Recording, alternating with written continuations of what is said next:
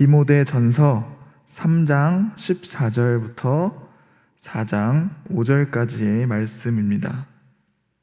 제가 가진 성경으로는 신약성경 339페이지에 있습니다. 다 찾으신 줄로 믿고 제가 봉독해 올려드리도록 하겠습니다. 내가 속히 내게 가기를 바라나 이것을 내게 쓰는 것은 만일 내가 지체하면 너로 하여금 하나님의 집에서 어떻게 행하여야 할지를 알게 하려 함이니 이 집은 살아계신 하나님의 교회요 진리의 기둥과 터니라. 크도다 경건의 비밀이여 그렇지 않다 하느니 없도다. 그는 육신으로 나타난 바 되시고 영으로 의롭다 하심을 받으시고 천사들에게 보이시고 만국에서 전파되시고 세상에서 믿음 바 되시고 영광 가운데서 올려지셨느니라. 그러나 성령이 밝히 말씀하시기를 후일에 어떤 사람들이 믿음에서 떠나 미혹하는 영과 귀신의 가르침을 따르리라 하셨으니 자기 양심이 화인을 맞아서 외식함으로 거짓말하는 자들이라. 혼인을 금하고 어떤 음식물은 먹지 말라고 할 터이나 음식물은 하나님이 지으신 바니 믿는 자들과 진리를 아는 자들이 감사함으로 받을 것이니라.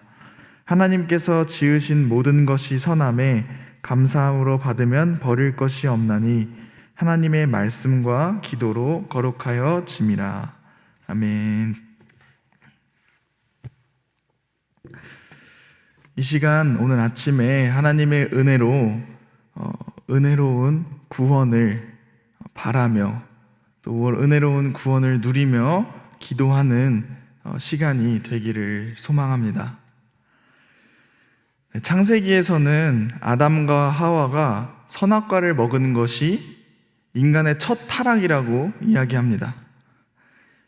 이 아담과 하와의 타락의 내면에는 자신들이 스스로 하나님이 되고자 하는 욕망이 있었습니다.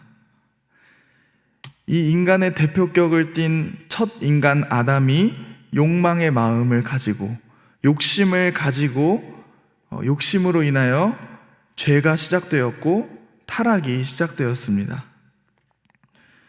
오늘 본문 말씀의 저자인 사도 바울도 이를 로마서 5장 12절에서 이렇게 이야기합니다. 그러므로 한 사람으로 말미암아 죄가 세상에 들어오고 죄로 말미암아 사망이 들어왔나니 이와 같이 모든 사람이 죄를 지었으므로 사망이 모든 사람에게 이르렀느니라. 즉 아담과 하와에게 있었던 욕망, 하나님처럼 되고자 하는 욕심이 죄를 불러일으켰고 사망에 이르게 했습니다. 이것은 비단 아담과 하와의 문제만이 아닌 우리 욕심을 가진 모두의 인간의 문제입니다. 우리가 이 문제를 해결하지 못하면 사망에 이르고 맙니다. 그래서 이 죄의 문제 앞에 우리는 모두 자유롭지 못합니다. 그래서 초대교회 시대부터 지금까지 이 욕심을 경계하고 육체의 욕심의 욕망의 문제를 해결하기 위한 시도들이 여럿 있었습니다. 그중 특히 영지주의라는 이 사상이 있었는데요. 이 영지주의는 인간의 육체와 영혼을 두 부류로 이원론적으로 구분합니다. 육체는 무조건 죄 그 자체이며 영혼은 순결하고 신성한 것이라고 구분지었습니다. 그래서 이 순결한 영혼이 죄라는 육체에 갇혀서 욕심으로 가득 찬 이 육신에 갇혀서 감옥에 갇혀 있는 것으로 사람을 바라보고 그런 식으로 인간을 해석했습니다. 이들에게 구원에 도달하기 위해서는 육신의 것, 육체의 것들은 모두 억압하고 배제하여서 오로지 영적인 신비만 쫓는 행위였습니다. 하나님을 아는 지식만이 영적인 것이고 구원에 이르는 것이라고 이야기했습니다. 그래서 이들은 금욕주의나 영적인 신비, 그런 영적인 것들에만 집중을 하게 됩니다. 오늘 본문 말씀인 디모데전서 4장 1, 2절은 이에 대해서 이를 경계하면서 이렇게 이야기합니다. 그러나 성령이 밝히 말씀하시기를 후일에 어떤 사람들이 믿음에서 떠나 미혹하는 영과 귀신의 가르침을 따르리라 하셨으니 자기 양심이 화인을 맞아서 외식함으로 거짓말하는 자들이라. 육신을 죄악시 여기고 우리의 마음을 미혹하는 영과 귀신의 신비만을 쫓는 가르침들을 멀리하라고 이야기합니다. 그들은 외식하는 자고 거짓말하는 자들이라고 바울은 이야기합니다. 그래서 2절을 자세히 보면 자기 양심에 화인을 맞아서라는 표현이 나옵니다. 여기서 그 자기 양심이라는 것은 자신의 죄책감에 의한 자발적인 행위를 이야기합니다. 주체가 나 자신인 것입니다. 아까 이야기한 영지주의나 금욕주의와 같은 영적인 신비만을 쫓는 행위는 자신의 욕심, 자신의 욕망을 죄악으로 여겨서 이것을 스스로 해결하기 위한 노력들을 한다는 것입니다. 그것을 모두 자기 양심에 비추어서 노력하는 것입니다. 내가 주체가 되어서 내가 가진 욕심의 문제를 해결하기 위해 행동하고, 내가 금욕의 상황을 만들고 내가 죄라고 생각하는 것들을 하지 않으려는 노력들을 한다는 것입니다. 이 모든 것은 구원의 주체가 나 자신의 양심으로 집중된 것입니다. 사도 바울은 이를 모두 속임수라고 이야기합니다. 겉보기만 화려한 외식이라고 이야기합니다. 구원의 본질이 아니라는 것이지요. 그러면서 사도 바울은 4장 4절 5절에 하나님께서 지으신 모든 것이 선함에 감사함으로 받으면 버릴 것이 없나니 하나님의 말씀과 기도로 거룩하여 짐이라 라고 이야기합니다. 진정 우리를 욕심으로부터 구원의 길로 이끄는 것은 우리 자신이 주체가 되어서 열심히 노력하고 행동한 것이 아니라 거룩하신 하나님임을 말합니다. 구원의 주체가 나의 열성적인 행위에 있는 것이 아니라 하나님의 크신 은혜와 크신 자비 가운데에 있다는 것입니다. 그래서 사도 바울은 우리가 하나님의 말씀과 기도로 거룩하여진다고 선포하는 것입니다. 우리는 우리의 욕심과 욕망을 스스로 해결할 수 없음을 인정해야 합니다. 아무리 우리가 죄를 짓지 않으려고 부단히 애써도, 욕심을 부리지 않으려고 욕망을 감추려고 애써도 그 욕심은 사라지지 않습니다. 오직 예수 그리스도를 통한 하나님의 은혜만이 우리를 구원의 길로 이끄는 줄로 믿습니다. 이것이 오늘 16절에 이야기한 경건의 비밀입니다. 사도 바울은 16절에서 크도다 경건의 비밀이여 그렇지 않다 하느니 없도다.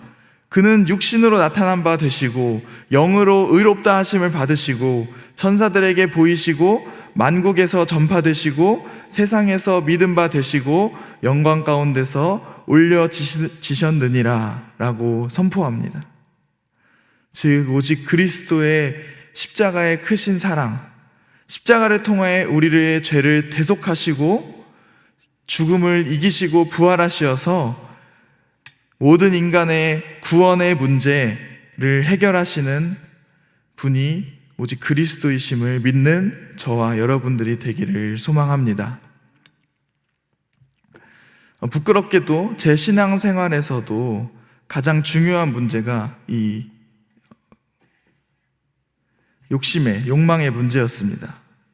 죄의 문제, 절제하지 못하는 나의 교만함과 욕망, 하나님을 더 사랑해야 되는데 라는 마음을 먹고 기도하고 예배를 드리고 성경을 읽지만 그것과는 너무나 거리가 멀게 느껴지는 삶을 살면서 제 자신을 죄책감과 죄책감 속에 묻어두면서 살아갔습니다. 여기서 넘어지면 안 되는데, 지금이 중요한데, 잘 해야 되는데 과연 내 모습으로 천국에 갈 수 있을까? 이런 마음으로 죄의 문제를 해결해 보고자 스스로 수도 없이 노력했지만 그 노력의 결과들은 다 실패였습니다. 그러나 그 과정 중에서 한 가지 놀라운 사실, 놀라운 비밀을 발견하게 되었는데 그것은 바로 구속의 은혜였습니다. 구속의 은혜는 내가 주체가 되어서 이 행동을 하면 하나님이 싫어하셔. 욕심부리면 하나님이 나를 정죄하실 거야. 이렇게 살다간 난 천국에 못 가. 라고 스스로를 억압하는 것이 아니었습니다. 죄책감에 시달리면서 더 이상 이 죄책감에 시달리지 말아야지 하며 내 스스로를 올가매는 방법이 아니었습니다. 진정한 구속의 은혜는 하나님이 주체가 되어서 그리스도의 복음이 주체가 되어서 나를 메고 있던 죄책감으로부터 해방시켜 사랑으로 나를 묶는 것이었습니다. 그리스도의 사랑으로 죄의 사슬과 욕심의 사슬을 끊어내는 것이었습니다. 우리가 주님의 사랑에 매인다면 내가 이렇게 해야지 저렇게 해야지라는 결단이 없이도 우리는 그 사랑에 매여 구원의 길을 저절로 걷게 될 것입니다. 구원의 은혜를 경험하게 될 것입니다. 삭개오도 구원의 문제에, 욕심의 문제에 빠져 있었던 사람입니다. 자신의 민족의 세금을 걷어서 로마에 갖다 바치고 이웃에게 시기와 미움과 손가락질을 받는 사람이었습니다. 자기 스스로 욕심의 문제, 욕망의 문제를 해결하지 못하고 괴로워하며 죄책감에 시달리며 살아가는 사람이었습니다. 그래서 그 문제를 해결하고자 예수 그리스도가 삭개오 근처를 지나간다고 하셨을 때에 그 뽕나무에 열심히 올라갑니다. 자신의 최선을 다해서 뽕나무에 올라가서 예수님을 만나면은, 예수님을 보면 자신의 문제가 해결될 것이라고 생각하여 열심히 올라갑니다. 그러나 예수님은 삭개오에게 그 나무에서 내려오라고 말씀하십니다. 내가 이렇게 하면 용서받겠지. 내가 이렇게 하면 은혜의 길을, 구원의 길을 경험할 것이겠지 라고 생각했던 것이 다 무너지고 예수님은 그 나무에서 내려와 내가 너네 집에 유하겠다. 너와 함께 하겠다고 말씀하십니다.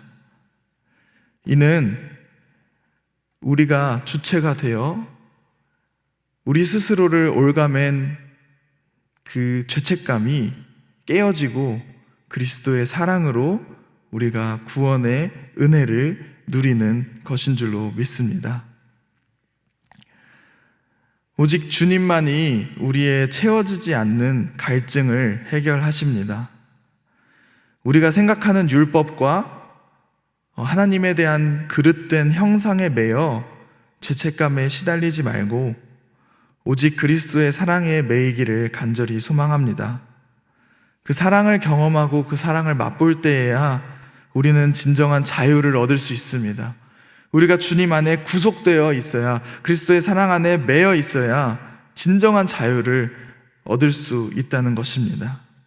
해결할 수 없는 구원의 문제, 그것을 주님의 사랑으로, 나도 어떻게 버릴 수 없었던 죄책감의 문제를 주님의 사랑으로 해결해 나아가는 저와 여러분들이 되기를 간절히 소망합니다.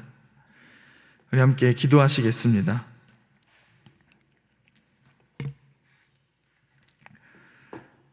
하나님, 참 감사합니다. 오늘도 우리를 기도의 자리로, 예배의 자리로 인도하시니 감사합니다.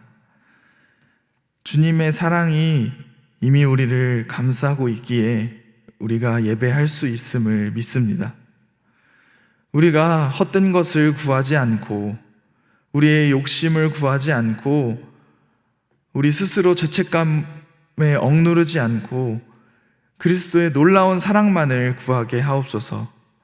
갈급한 마음으로 주님께 나아가기를 결단합니다. 성령님께서 우리의 마음 가운데, 이 자리 가운데에 일하여 주옵소서. 하나님, 우리 수표교회를 위해서 기도합니다. 우리 교회가 하나님의 사랑으로 묶여 있어 주님의 사랑이 이끄는 대로 나아가게 하시고 세상을 향하여 빛과 소금으로 자유케 하는, 이웃을 돕는 사명을 감당하게 하옵소서.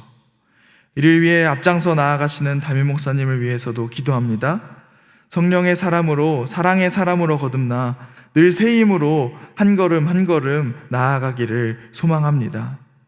또한 성도님들 한 분 한 분 주님께서 지켜주셔서 어떠한 상황 속에서도 희망을 잃지 않게 도와주시고 구속의 은혜, 진정한 자유를 누리면서 복음의 능력을 전파하는 삶으로 살아갈 수 있도록 인도하여 주시옵소서.